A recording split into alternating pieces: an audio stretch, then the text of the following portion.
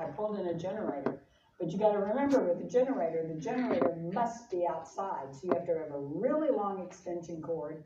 And we didn't use it for the purpose of grooming all the dogs that were there for that day. It was there to groom the dogs that were wet, to dry the dogs that were wet. So when the electricity went out, we never knew when it was going to come back on. So the owners whose dogs had maybe been pre-trimmed and were bathed and dry, we called and told them to pick up. And then they'd bring back the next day for us to finish. With the dogs that were already brought in, but they hadn't been started yet, or we'd just started their pre-trim, but we hadn't bathed them, we call those owners, tell them the same thing. You got to come pick them up and bring them back tomorrow. And then with those that were wet, that's who we used. That's where we used the generator. It was to plug into a dryer so that we could get those dogs dried and home. As soon as they were dried, we called those owners. Okay? Hopefully you won't ever need that, but if you do, it is handy. It's saved us a few times. All right, mold. Black mold can be really bad. If you got just a little bit of mold, you can take warm soapy water and rub it down, wash it real good, and you should be okay. But make sure it dries real well. And remember, we all use a lot of water, and our bathing areas can get very humid and everything. So keep an eye out for molds. It doesn't have to be black mold, just any mold, and wash it down. And if it gets as bad as this, you need to cut it out and put new dry board there. Now, I like to use green board throughout my bathing area and my salon. That's the same stuff you use in bathrooms for the same reason. You have a lot of water there. So I would use green board, and if I had to replace it, I'd call somebody in. Mold can be very dangerous. There's spores, and when you take them off, and if you drop it, spores are going to start going up in the air, and you'll inhale them. They can cause brain damage, lung damage. It is just a nightmare what they can do to your life. So you don't want to deal with mold. And if you're looking for places that you want to open a salon, look around for mold. If it's got mold in there, don't lease it unless they clean it. And you want to see how extensive it is. All right, ceiling tiles. See this one here, that whenever we get a leak in the roof, it's always because when you're in a center, somebody's always walking on those roofs. In California, we have all those tile roofs. Looks like concrete type tile. And they crack. You get a leak. So whenever that happens and I see a leak, I have to make sure that the owner's been advised of it, let them know we have a leak in our unit. And then once it's fixed, then I'll get up there and I'll take that tile out and I'll replace it with a new one. Now this one is new enough that you see a stain but no mold. So all I have to do is get up there and remove that tile, cut one to fit it, and I throw this one away. Your exit signs by OSHA regulations should be at your ceiling exit route 7 feet 6 inches, and the door area should be 28 inches wide. I don't know of a door in today's modern time that is 28 inches, especially in a business area. Now, if you live in an older town and you have a lot of older businesses there that have the old wood floors. I live in a 200-year-old home with foot-thick walls in it. So, you know, we always keep an eye on everything in that. But it doesn't tend to get mold either. I don't know if it's what they used on the walls way back then or what. But our doors, they're pretty narrow, a lot narrower than I'm used to. But you don't see that in the modern day door. So that's probably not going to be an issue with any of you, the 28-inch one. The exit door must be unlocked from the inside. What I do on this, because I don't want clients in the back door, I don't want a client, because I have to keep that door where we can open it all the time from the inside. I don't want a client coming to the back door and opening it, because you never know when you're gonna have a dog on a leash. Maybe one got away from you, but you've got it secured in there until that one person opens that door. So I always had a company come in and put the bars on the back of the door, on the inside of the door, so that we could open that door just by pushing that bar, and I made them remove the door lock from the outside. So there was nothing there for anybody to think that there was any way that they could open that door. So I didn't have to worry about it that way. Yet, that put us in compliance with the regulations to have a door that we could always open from the inside. Pandemic. This came up because of the swine flu years ago, where everybody was getting sick and many, many people were dying, including a young girl that used to show dogs under me. She just had her first child and she caught it and she died. So we were all in Southern California anyway, really up on this spread of the swine flu. So we were wiping down everything in the businesses, our phones, our counters, everything, multiple times a day, just to try to keep it from spreading any more than necessary, and still do our work that we had to do to make a living. Electrical panels.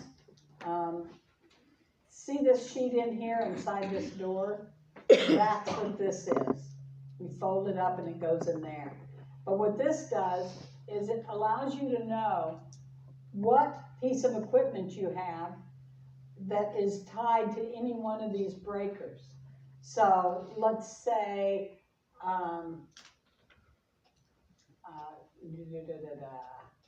lighting, 27 is lighting.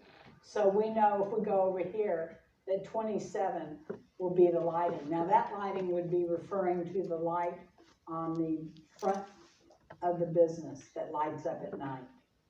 So we can easily keep up with what all those are. And this is by law. Every electrician that works in the place and does any changes should adjust that to what is now going on after his work. So make sure that they do that. Check that sheet, make sure they did that before they leave. I went one step further. At one point, I can't remember when I started doing this, but I started having my electrician not only give me that for each breaker, but I had him write on the outlets around the business what breaker those outlets went to. So I could avoid any kind of, breakdown of our activities for the day, for them going out. Okay, how many in here have cage-free salons? Anybody? How do you run them? By appointment. Pardon me? By appointment. Cage-free? What do you mean? We do different appointments throughout the day, so that way there's not a bunch of dogs all at once. And we have like one of those baby gates that we use to kind of separate, the dogs from different family dogs. Okay, so you're doing it just on those dogs that come in. You take in one dog at a time? Mm-hmm. Okay, so that you, and then there's not a dog or two running on the floor. No, we do like a different system. So like one will come in, will be in the tub, another one will be on the table, and it's just kind of like a big round circle. What about you? It's pretty much the Same thing? Yeah. Okay. Anybody run a daycare in your salon? Okay, how do you run that? I have a play area. We have cameras in there, and I have an extra girl, a younger girl that kind of keeps out there clean. But I have release forms for every dog that's in that play area. And if your dog even has one incident where it attacked a human or another dog, I just can't have them in my cage there. Do you test them for that before you accept them? Well, usually I just ask the owners I've only had 2 instances where the owner's like, oh, he's so good, I take him to the dog park all the time. But yet though, as soon as I take them back there, they lock eyes with the dog. And now it became a Yeah, situation. be really careful with that. There are a lot of daycares coming up in salons now, and we don't have a problem with it. That's good extra money for you, and if you do it right, we think it's a great thing to add to your business. Are yours all running free? Yes. That's a problem. Okay, it's a problem because are you requiring stool checks on all these dogs every 6 months? No. Okay, so you could be transferring diseases without being aware of it, and you don't have them set up in an area that's designated for them. So you've got your grooming dogs and daycare dogs together? No. Okay, Grooming just dogs your, go home. but your don't- daycare dogs are running free in the grooming area? No. So there's the grooming area. I have a picture. So here's the grooming area. You walk past the grooming area, there's a hallway that leads you to the play area. Okay, that's okay. Yeah, when I said you have them running free in your grooming area. Oh, no. Yeah, okay, And there's an outside. okay, all right. And you've got a girl hired to monitor the dogs, engage with them, clean up after And I them. can watch them on the monitor too. Okay, good. That's the biggest issue we have with daycares, is some people will take daycares in, not just grooming like you're doing, and, sending them home on their way when they're done, and you just don't have a cage there. However, I think that could still be problematic, unless you're requiring stool checks on every dog that comes in. As soon as they defecate on that floor, you've got your floor contaminated, so you might want to start rethinking that. And instead of rethinking that on the other way, how big's your facility? 1,000 square feet, How many grooming tables do you have? 3. Do you have extra room to court off an area and have a daycare and literally increase your business? I could if I redid it, cause I have a back room that's my, drying room. You might want to think of it in that way instead of worrying about having every grooming dog have a stool check. That way you only have all the dogs that are there for daycare having regular 6-month stool checks. Yeah. So, because they could be carrying something we don't even know that they have, they're showing no signs, yet they're carrying the bacteria or the virus, whatever. Yes, ma'am. Should I put that on the contract now? Yeah, I Checks would. Every 6 months? Every 6 months stool checks. So if they agree to the contract, they have to bring that in. Right. I just don't accept them. Yeah. Okay, I got it. Okay, all right, so the dangers of having a cage-free shop that's not run in a safe manner are the injuries to the dog and the staff due to dog fights. If you've got dogs running around in your grooming area and you're grooming a dog, I assume your focus is on the dog that's on the table. So you might miss 2 dogs that are getting ready to spar and take on each other. And by the time they're into it, you got a dog on the table, you've got to get them off the table over into we don't have crates. So now you're stuck with a dog fight going on and no crates. So what are you going to do? And hopefully you've got somebody else there that maybe doesn't have a dog on their table and that they can help out. But you got a lot of elements there that could lead to a fight, an injury for you, employees, or an animal. So you want to avoid those things. Staff falls from walking or in urine or feces, and it's happened a number of times. One person in one of my classes said that the woman she worked for did a Pomeranian in the bathtub, wrapped it up in a towel, went to walk to her table, slipped on some feces, and broke the dog's hip. So, just always think of what could happen. So the solution is sign release form from the owners notifying of your cage-free environment and what you require for the safety of all the animals that are in that area. Separate room for the dogs not being groomed, and then personnel that can evaluate the temperaments of these dogs that are coming in for testing.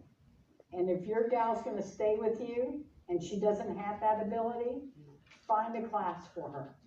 So she learns how to read dogs' body language and their eyes, okay? Personal experience, she needs personal experience evaluating the dog. Personnel for the sole purpose of monitoring these cage-free dogs and cleaning up after them immediately, so that dogs aren't as likely to be picking up something from another dog. Dog could have picked up something after the stool check, but you can't ask them to do a stool check every month. So 6 months is good enough. Up-to-date vaccinations, and 3 to 6 months stool check. So, as I said, I think 6 months is about average, and you should be okay. And most vets will say we need to do a stool check every 6 months. If you're in an area that it maybe is high in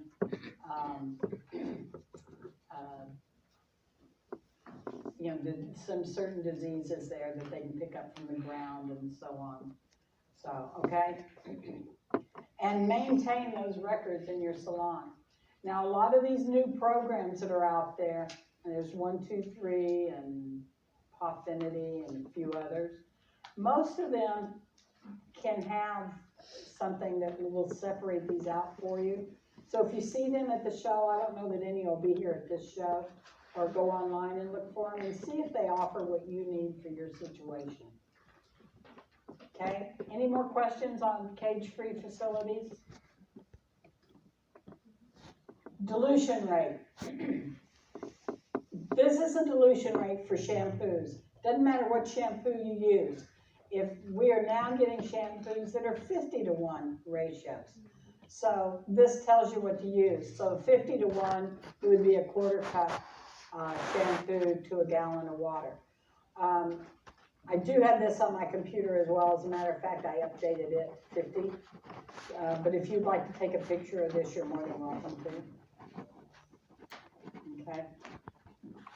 And hold on, I think we're yeah, here's the review. Here's the oath. Don't forget that oath, guys. When your renewal comes up, you know this oath, you are in like Flint. It's not that tough of a renewal process, okay? All right, so I'm gonna put that back up so anybody that wants to can take a picture of that. And I need somebody to help me pass out tests. Do not use red ink or peacock blue or anything like that, because it does not reproduce well when I'm having to scan these in and get them into the office. Can somebody help?